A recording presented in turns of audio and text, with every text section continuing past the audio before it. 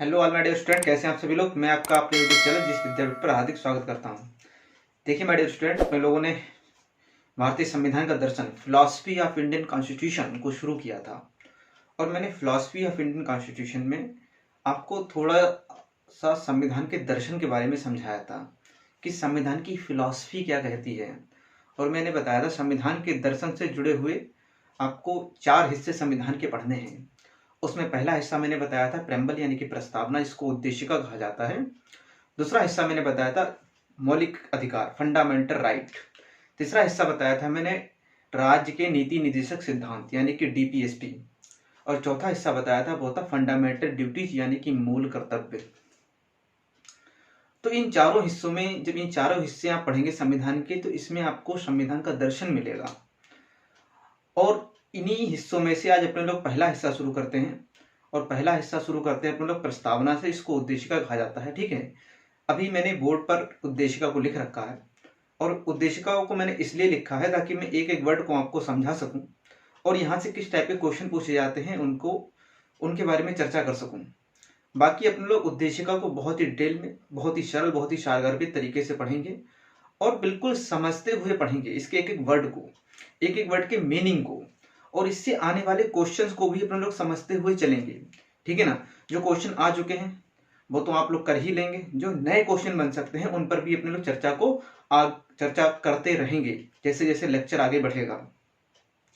तो आप लोग थोड़ा पेशेंस बना के रखना, प्रस्तावना पर काफी लंबी क्लास चल सकती है। देखिए, मैं कंटेंट के साथ और क्वालिटी के साथ समझौता नहीं करूंगा, ठीक है ना, कि मैं जल्दी जल्दी खत्म कर दूं। कुछ बच्चे ऐसे भी होते हैं जो ये सोचने लगते हैं कि ये टॉपिक कब से चला रहे हैं, पता नहीं हमारे एग्जाम के हिसाब से पढ़ा रहे हैं कि नहीं पढ़ा रहे हैं। ठीक है ना, तो ऐसा आप बिल्कुल मत सोचना।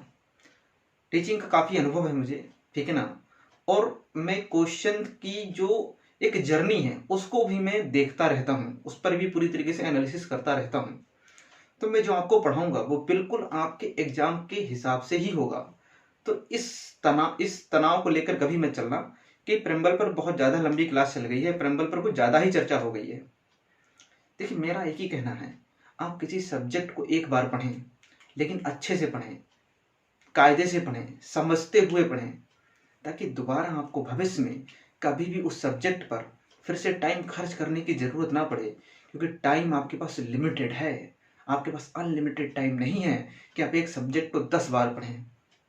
एक सब्जेक्ट को एक बार पढ़ें, कायदे से पढ़ लें, नोट्स बना लें, फिर उसका 10 बार रिवीजन करें। ये नहीं कि आप जब कोई एसआई का एग्जाम आ गया तो आप अलग से पॉलिटी पढ़ रहे हो, पीसीएस का एग्जाम आ गया तो आप अलग से पॉलिटी पढ़ रहे हो, रेलवे का एग्जाम आ गया तो आप अलग से पॉलिटी पढ़ रहे हो, यूपीएससी का आपको एग्जाम देना है तो आप अलग से पॉलिटी पढ़ रहे हो।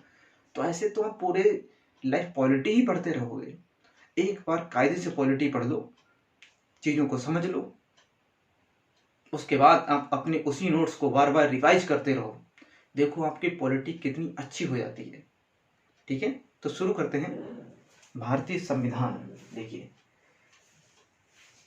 देखिए जो हमारी उद्देशिका है उसमें क्या लिखा गया है, उन सब मुद्दों पर बात करते हैं। देखिए, सबसे पहले आपको मिलेगा हम भारत के लोग, be the people of India. हम भारत के लोग, भारत को एक संपूर्ण प्रभुत्व संपन्न, क्या आपको पहला वर्ड यहाँ पर मिलेगा, संपूर्ण प्रभुत्व संपन्न, इसको बोलते हैं सॉवरन। क्या बोलते हैं? सॉवरन। दूसरा आपको वर्ड मिलेगा समाजवादी, ये मूल संविधान में नहीं था, ये बाद में ऐड किया गया, अभी इसको पढ़ेंगे। सोशलिस्ट। उसके बाद आपको एक शब्द मिलेगा पंथ निरपेक्ष, सेकुलर। ठीक है ना, हालांकि सेकुलर का मतलब धर्मनिरपेक्ष भी होता है और ये बहुत बड़ी डिबेट रहती है कि यहाँ पर धर्मनिरपेक्ष की जगह हमने पंथ निरपेक्ष शब्द क्यों लिया। मैं आपको ये भी समझाऊंगा कि धर्मनिरपेक्ष और पंथ निरपेक्ष में अंतर क्या है, और धर्मनिरपेक्ष की जगह हमने पंथ निरपेक्ष शब्द क्यों लिया, जबकि दोनों का इंग्लिश में अगर आप ट्रांसलेट करेंगे तो दोनों का अर्थ सेकुलर ही होता है। और आप इंग्लिश में अगर प्रेम्बल को देखेंगे तो यहाँ पर सेकुलर वर्ड ही आपको देखने को मिलेगा। तो देखिए नेक्स्ट वर्ड आएगा लोकतंत्रात्मक यानी कि डेमोक्रेटिक। फिर नेक्स्ट वर्ड आएगा गणराज्य। नेक्स्ट शब्द क्या आएगा? गणराज्य आएगा। ठीक है ना। हम भारत के लोग, भारत को एक संपूर्ण प्रभुत्व संपन्न, समाजवादी, पंथ निरपेक्ष, लोकतंत्रात्मक गणराज्य बनाने के लिए तथा उसके समस्त नागरिकों को सामाजिक, आर्थिक और राजनीतिक। हम कितने प्रकार की न्याय की बात कर रहे हैं? 3 प्रकार की, सामाजिक, आर्थिक और राजनीतिक न्याय, ठीक है ना। विचार, अभिव्यक्ति यानी थॉट, ठीक है ना, एक्सप्रेशन, विश्वास यानी कि बिलीव, धर्म यानी कि रिलीजन, ठीक है ना, और उपासना यानी कि फैथ की स्वतंत्रता यानी कि लिबर्टी। कितने प्रकार की स्वतंत्रता की बात कर रहे हैं हम लोग? 5 प्रकार की, विचार, अभिव्यक्ति, विश्वास, धर्म और उपासना। उसके बाद देखिए प्रतिष्ठा यानी कि स्टेटस, और अवसर यानी कि अपॉर्चुनिटी की समता। क्या? समता। अब देखिए, अगर आप इंग्लिश में पढ़ेंगे प्रेम्बल को तो यहां पर आपको एक वर्ड मिलेगा समानता। अब समता और समानता क्या एक ही शब्द है या दोनों का अर्थ अलग है? इसको भी समझेंगे जब आर्टिकल 14 आपको पढ़ेंगे कि समता और समानता में क्या अंतर है। समता को बोलते हैं इक्विटी और समानता को बोलते हैं इक्वलिटी। और बड़ी ही दिलचस्प और रोचक बात है कि जब आप प्रेम्बल को इंग्लिश में पढ़ेंगे तो यहाँ पर शब्द इंग्लिश में आपको मिलेगा इक्वलिटी, इक्विटी नहीं मिलेगा। क्या मिलेगा? इक्वलिटी मिलेगा। और इक्वलिटी का मतलब होता है समानता, जबकि यहाँ पर क्या वर्ड लिखा है? यहाँ पर लिखा है समता। तो आप जब भी प्रेम्बल के से संबंधित अगर समानता के बारे में पूछेंगे तो आप हमेशा समानता ही कहेंगे, कभी समता नहीं कहेंगे। क्या इंटरव्यू पैनल के सामने आप बैठे हो या आप कोई मेंस का क्वेश्चन डील कर रहे हो? देखिए ऐसा हुआ क्यों? देखिए हमारी संविधान सभा जब संविधान का निर्माण कर रही थी तो हमारे जो संविधान पर जितनी भी चर्चाएं हुई और संविधान को जो लिखा गया, जो लिपिबद्ध किया गया, वो सब इंग्लिश में ही किया गया था। अब ऐसा क्यों हुआ था आप कहेंगे? देखिए ऐसा इसलिए हुआ था क्योंकि हमारी संविधान सभा में पूरे भारत के प्रतिनिधि मौजूद थे। दक्षिण भारत के भी तो प्रतिनिधि थे, गुजरात के भी तो थे, केरल के थे, तमिलनाडु के थे, आंध्र प्रदेश के थे। तो ये सभी लोग या तो इंग्लिश को जानते थे या अपनी रीजनल लैंग्वेज को जानते थे।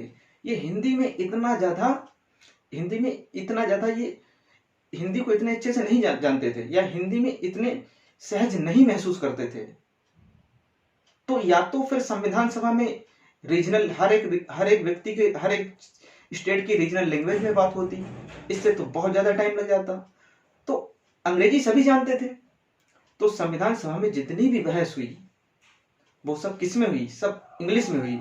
और संविधान को जो लिखा गया, जो कोडिफाइड किया गया, संहिताबद्ध किया गया, वो भी इंग्लिश में ही किया गया। और इस पर दुख भी व्यक्त किया गया जब डॉक्टर राजेंद्र प्रसाद, ठीक है ना, जब संविधान सभा की अंतिम बैठक हुई तो उन्होंने दुख व्यक्त करते हुए कहा कि हम अपनी जो राष्ट्रीय भाषा है उसमें हम संविधान को नहीं लिख पाए या संविधान सभा में बहस नहीं कर पाए, इसलिए मैं संविधान सभा की इस अंतिम बैठक में मैं दुख व्यक्त करता हूं। ये डॉक्टर राजेंद्र प्रसाद ने कहा। तो हमारा संविधान अंग्रेजी में ही बना, उसको ट्रांसलेट किया गया हिंदी में।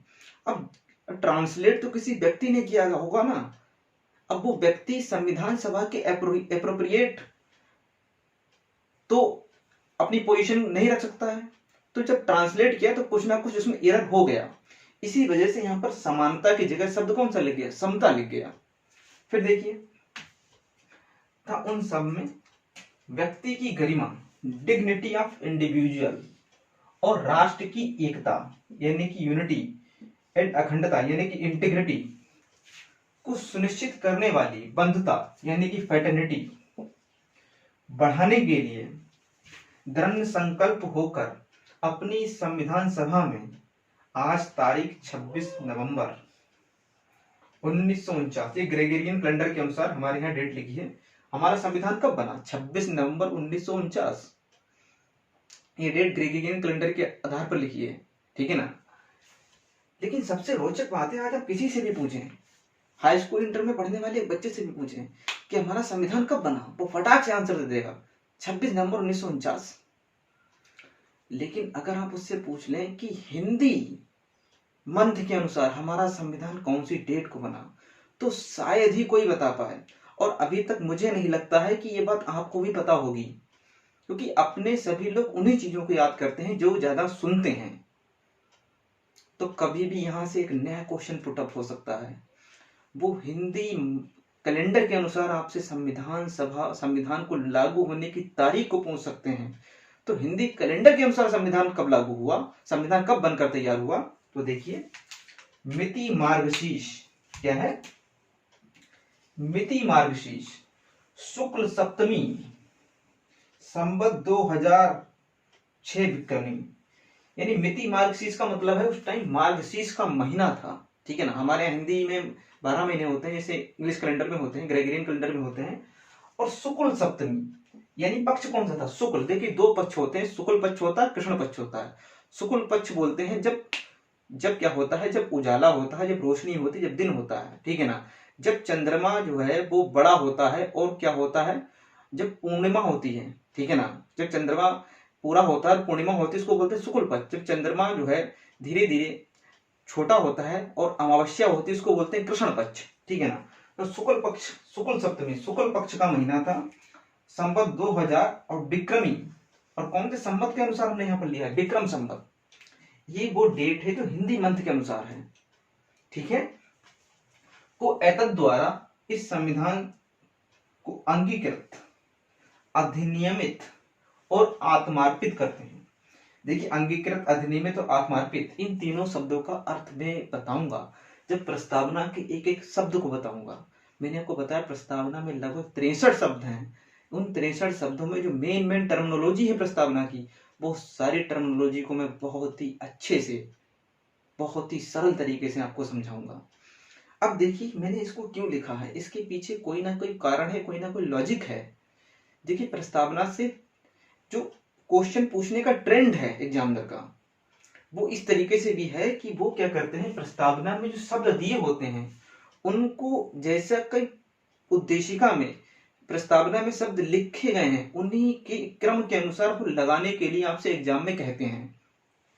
जैसे कि वो दे देंगे प्रभुत्व संपन्न, समाजवादी, पंथ निरपेक्ष, लोकतंत्रात्मक, गणराज्य, ठीक है ना। या उनमें से उन्होंने पहले लिख दिया पंथ निरपेक्ष, उसके बाद लिख दिया गणराज्य, उसके बाद लिख दिया संपूर्ण प्रभुत्व संपन्न, उसके बाद लिख दिया समाजवादी। वो कहेंगे इन चारों शब्दों को जैसा कि प्रस्तावना में ये लगे हैं शब्द, जिस क्रम में लिखे हैं उसी क्रम में इनको सजाइए। इस तरीके से आपसे क्वेश्चन पूछा सकता है। दूसरा क्वेश्चन क्या, हमारे प्रस्तावना में कितने प्रकार का न्याय है? 3 प्रकार का न्याय है। कितने प्रकार की स्वतंत्रता है? 5 प्रकार की स्वतंत्रता है। यहाँ पर भी क्रम आपको याद रखना है, ये रटना है प्रैम्बल आपको, ठीक है ना। समता, कितने प्रकार की समानता है? प्रतिष्ठा और अवसर की समानता है। ये सब क्वेश्चन पुराने हो चुके हैं, लेकिन अभी भी आपसे कभी भी पूछे जा सकते हैं, कि क्वेश्चन कभी कभी रिपीट भी तो होते हैं। तो आई थिंक आपको यहाँ इतना समझ में आ गया होगा प्रस्तावना को उद्देशिका क्यों कहा जाता है। अभी इस पर बात करेंगे, ठीक है ना। अभी मैं एक ओवरऑल सभी जो प्रस्तावना हर एक संविधान में दी गई होती है, विश्व के संविधानों की प्रस्तावना की मैं बात करने जा रहा हूं। आप हेडिंग डालिए प्रस्तावना। प्रस्तावना में लिखिए प्रस्तावना, संविधान की भूमिका। प्रस्तावना संविधान की भूमिका।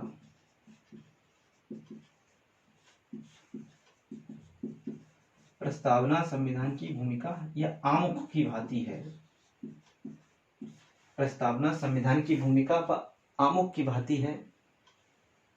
प्रस्तावना संविधान की भूमिका व आमुख की भांति है, जिसमें संविधान के उद्देश्य, आदर्श, जिसमें संविधान के उद्देश्य, आदर्श और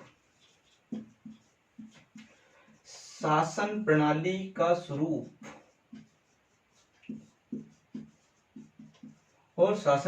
का स्वरूप बस संविधान के लागू होने की तिथि का उल्लेख होता है।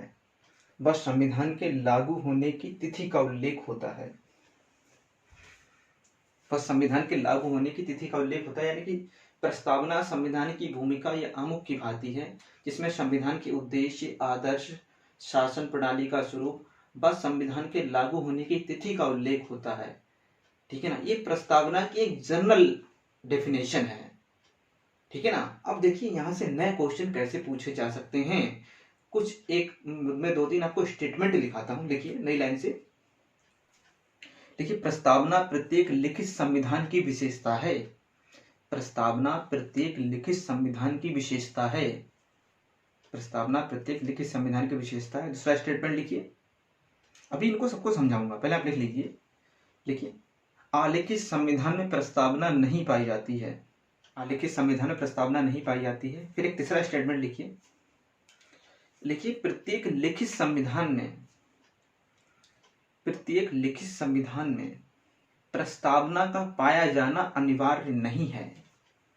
प्रत्येक लिखित संविधान में प्रस्तावना का पाया जाना अनिवार्य नहीं है। अब देखिए, जो अपने लोगों ने लिखा उस पर थोड़ा सा समझ लेते हैं, चर्चा कर लेते हैं। देखिए, मैंने आपको क्या बताया, प्रस्तावना संविधान की भूमिका या आमुख की भांति है। देखिए, आप कोई भी बुक लेंगे, ठीक है ना, कोई भी बुक आप परचेज करेंगे तो हर बुक में उसकी भूमिका लिखी होती है। क्या लिखी होती है? भूमिका।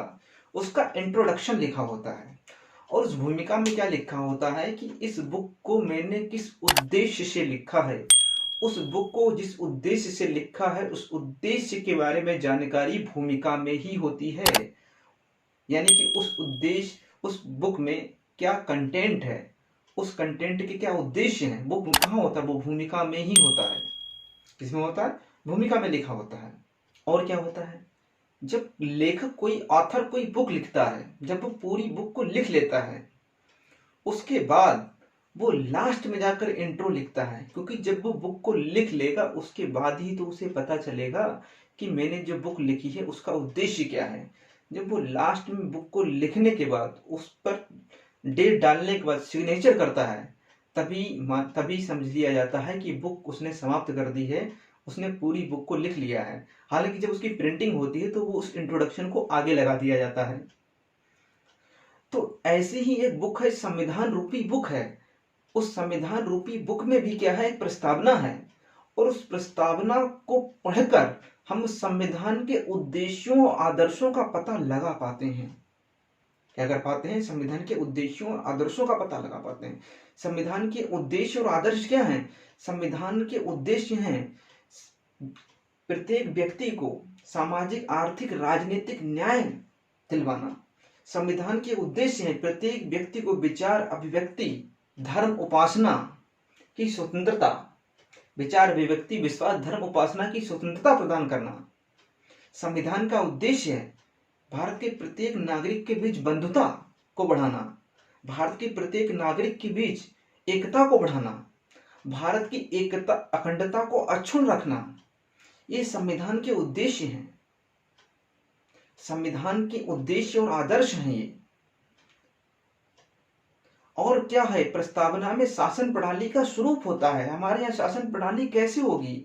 हमारे यहाँ हमारा देश कैसा होगा? हमारा देश लोकतंत्रात्मक होगा, गणतंत्रात्मक होगा, ठीक है, राजतंत्र होगा, क्या होगा? तो हमारे यहाँ क्या है? हमारे यहाँ लोकतंत्र है। हमारा देश कैसा है? हमारा देश संप्रभु है। हमारे यहाँ क्या है? हमारे यहाँ समाजवाद है, हमारे यहाँ पंथ निरपेक्षता है। इस शासन प्रणाली का स्वरूप है जो आप भारत की आज वर्तमान की योजनाओं को देखकर आप समझ जाएंगे कि भारत की वर्तमान योजनाएं पूरी तरीके से प्रस्तावना के प्रकाश में काम करती हुई नजर आएंगी। फिर मैंने आपको क्या बताया? प्रस्तावना लिखित संविधान की विशेषता है, अलिखित संविधान में प्रस्तावना नहीं पाई जाती है। तो देखो यहाँ पर टर्मिनोलॉजी आई है, लिखित संविधान और अलिखित संविधान। देखिए, अपने लोग जितनी चीजों को पढ़ेंगे, जब भी कोई नई टर्मिनोलॉजी आएगी अपने लोग उसको पूरी तरीके से समझते हुए चलेंगे। इसी को बोलते हैं अंडरस्टैंडिंग करते हुए पढ़ना। ठीक है,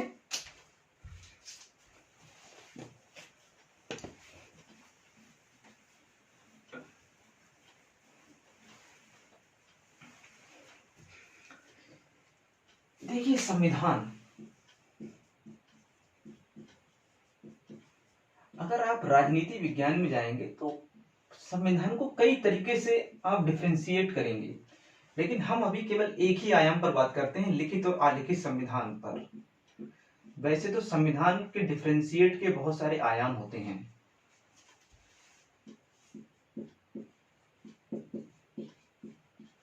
लिखित और अलिखित, देखिए लिखित संविधान में आप लिखिए, लिखित संविधान में आप लिखिए, देखिए वह संविधान जिसका अधिकांश हिस्सा, वह संविधान जिसका अधिकांश हिस्सा संहिताबद्ध, जिसका अधिकांश हिस्सा संहिताबद्ध दस्तावेज के रूप में, संहिताबद्ध दस्तावेज के रूप में, संहिताबद्ध दस्तावेज के रूप में, ऐसे लिखिए, ऐसा संविधान जिसका अधिकांश हिस्सा संहिताबद्ध लिखित दस्तावेज के रूप में मिलता है, लिखित दस्तावेज के रूप में मिलता है, उसे लिखित संविधान कहते हैं। कैसा संविधान कहते हैं? लिखित संविधान कहते हैं। उसे क्या कहते हैं? लिखित संविधान कहते हैं। फिर देखिए अलिखित संविधान। देखिए ऐसा संविधान जिसका अधिकांश हिस्सा, ऐसा संविधान जिसका अधिकांश हिस्सा अलिखित होता है, ऐसा संविधान जिसका अधिकांश हिस्सा अलिखित होता है, ऐसा संविधान जिसका अधिकांश हिस्सा अलिखित होता है, अर्थात राजनीतिक परंपराओं के आधार पर होता है, अर्थात राजनीतिक परंपराओं, अर्थात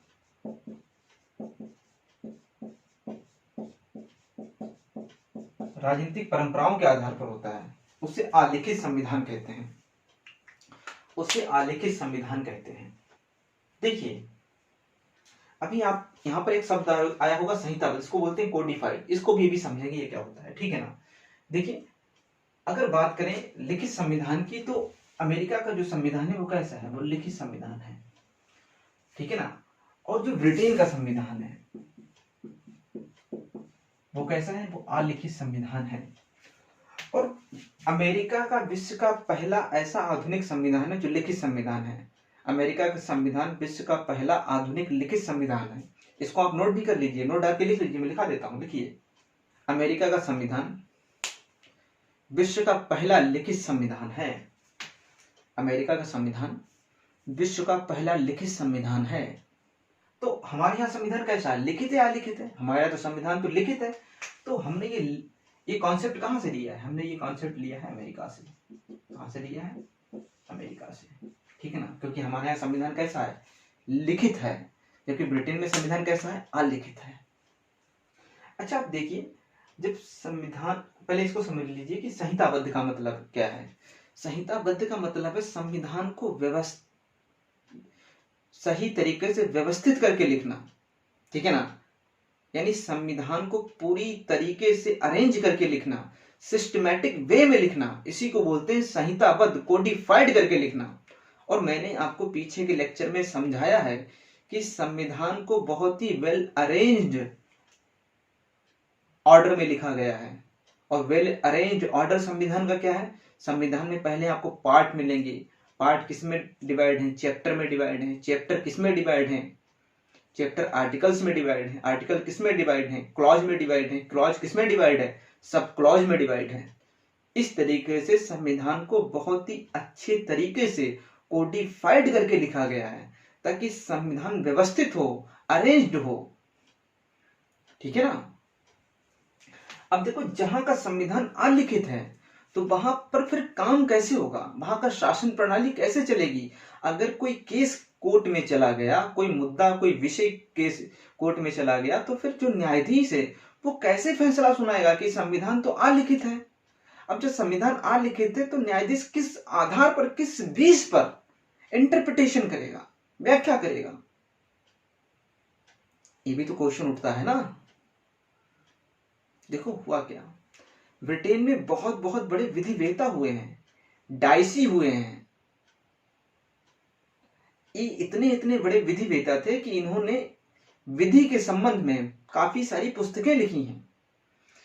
ये उसी टाइम इन लोगों ने वो पुस्तकें लिखी हैं जिस टाइम ब्रिटेन में क्या हुआ था। ब्रिटेन में जब लोकतंत्र आ रहा था, तो इन लोगों ने जिन कानूनों का उल्लेख अपनी किताबों में किया है, उनको ही ब्रिटिश परंपराएं मान लिया गया है। क्या मान लिया गया? ब्रिटिश परंपराएं। ब्रिटेन में शासन कैसा चलता है? ब्रिटेन में संविधान क्या है?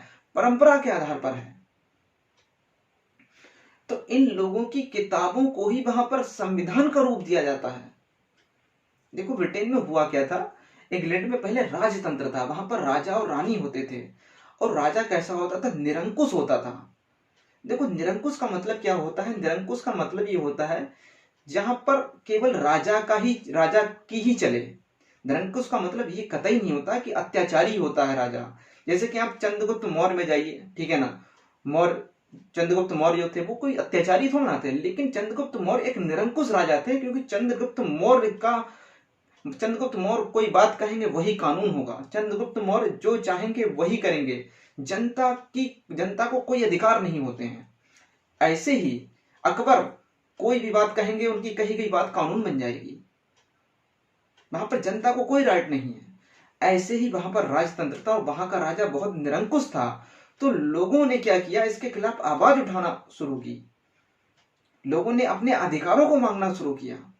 तब उस राजा को हटाकर वहां पर एक क्रांति हुई है, ग्लोरियस क्रांति। ये कौन सी क्रांति हुई है? 1886 में ग्लोरियस क्रांति हुई है।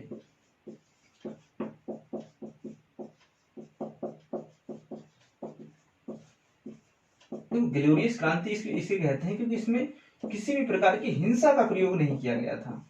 बिल्कुल शांतिपूर्ण तरीके से क्रांति हुई थी। और इस क्रांति के तहत क्या हुआ था? जो इंग्लैंड के लोग थे वो अपने अधिकारों की मांग कर रहे थे और निरंकुश राजा को गद्दी से उतारने की बात कर रहे थे।